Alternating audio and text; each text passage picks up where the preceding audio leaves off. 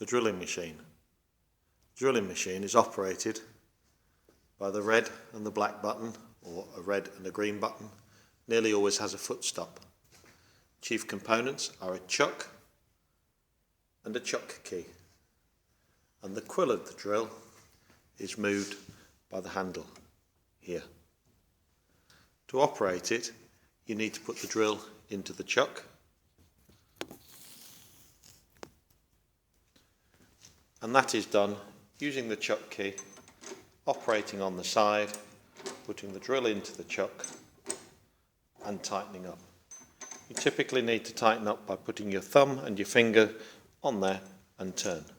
To undo, you put the chuck key in and you put the palm of your hand on the edge and undo and collect the drill as it comes out. The drill only needs to be clamped by the non-fluted part, the shank. To operate the drill, you bring the cover down, you turn the machine on, and then you drill the hole.